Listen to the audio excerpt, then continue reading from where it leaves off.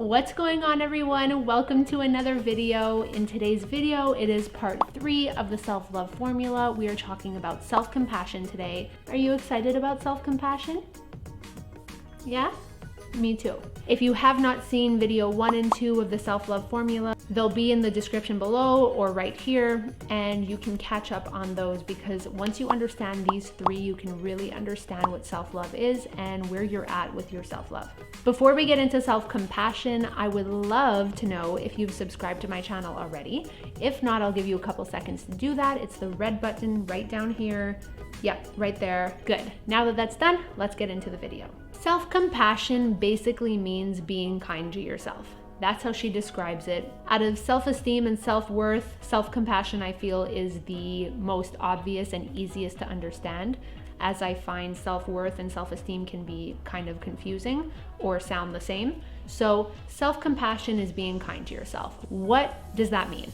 An example she uses in the book is something that I've actually used also when I explain to people what it means to be compassionate with yourself. I find we are so good at being compassionate with other people. We are so good at being great friends to other people, to our friends, family, significant others. What happens when you make a mistake or mess up?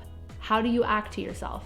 I feel like the majority of people have not built their self-compassion muscle. I feel like the majority of people, at least in my experience of talking to people and myself, we're very hard on ourselves.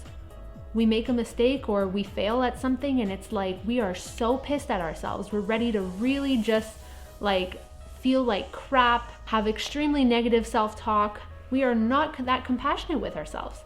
Let me read you the example she uses. She says, imagine if I called you on the phone right now and said, you know that guy I went out with last night? He flat out told me that he doesn't think we're a good match and now I'm devastated because I really liked him. Would you roll your eyes and say, Mary, it's probably because you gained weight and you are really annoying on dates and you ask a lot of questions and you probably just freaked him out, scared him off, and that outfit that you wore, I'm glad you didn't ask me if you looked fat in it. Everything you say is kind of boring, so it doesn't surprise me that he wouldn't ask you out again or thinks you're not a good match.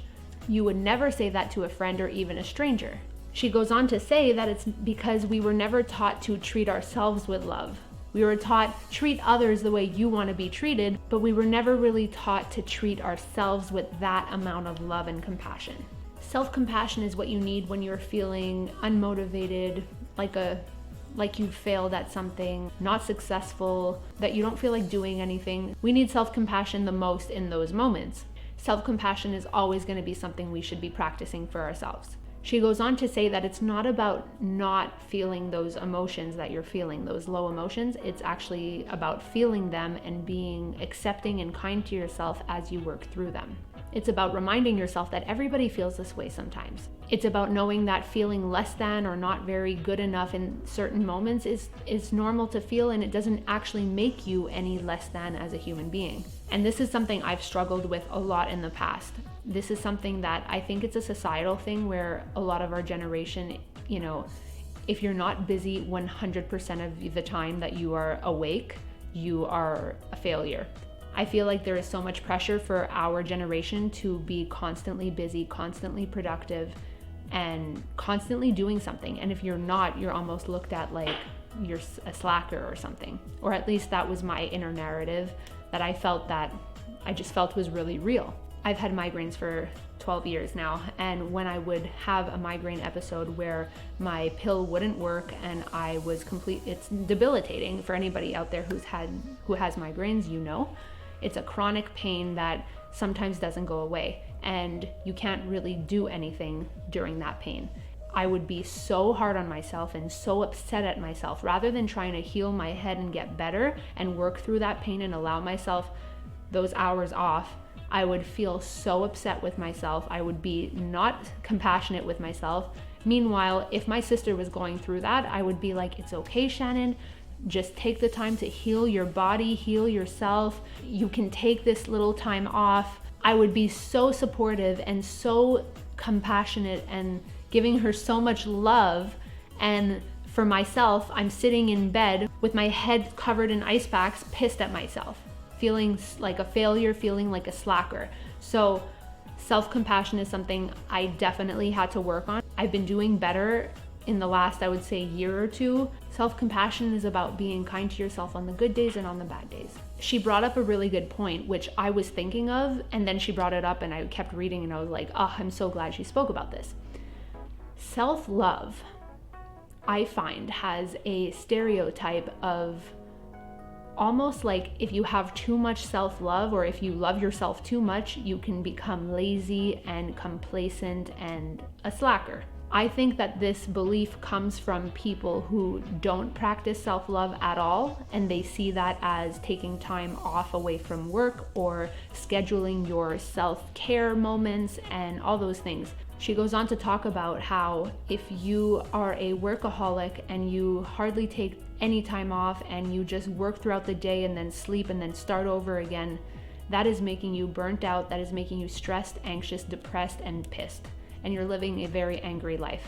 This is where self-love needs to be scheduled in. It needs to become a practice. Self-care, self-love, self-worth, self-esteem, self-compassion, all needs to be things that are top of mind for all of us. More people need to talk about it.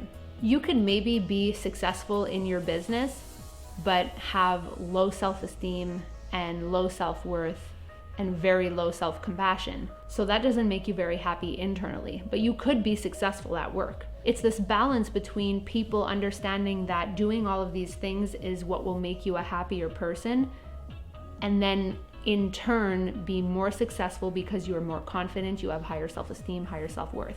So you want that balance internally and externally at work or whatnot. I would love for people who think that self-love is this gimmicky kind of trendy thing that people are talking about to actually understand the formula and the effects that it could have if you put these into practice. So really, to wrap up self-compassion, it's really about validating your feelings, allowing yourself to feel what you're feeling, and let that be okay. Tell yourself it's okay, and then work through them.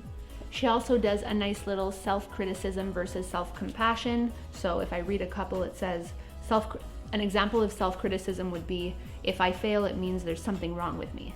But self-compassion would be, failure is a part of growth. Self-criticism would be, I'm a mess, I can't do anything right. Self-compassion would be, I'm human and I'm allowed to make mistakes. And you see how easy it is to probably talk to yourself in a self-criticizing way when you could be saying things that are self-compassionate and then make you feel better and work through it and be happier and not angry at yourself. All of these things in the self-love formula are super important. I'm so glad I split these up into these 3 videos because I think it's really easy to understand that way. If you want to learn more about this, I highly recommend getting this book. It is so good, it is so easy to understand, and it's a workbook. It makes reading a little bit more fun and entertaining. Thank you very much, Nadine, for recommending it. I would love for you to like this video and subscribe to the channel if you haven't already, and hit that bell so that you're in the loop for when I post new content. It really will help push this video out to get in front of people who could really benefit from watching it. So thank you so much for watching, and I will see you in my next video. Bye!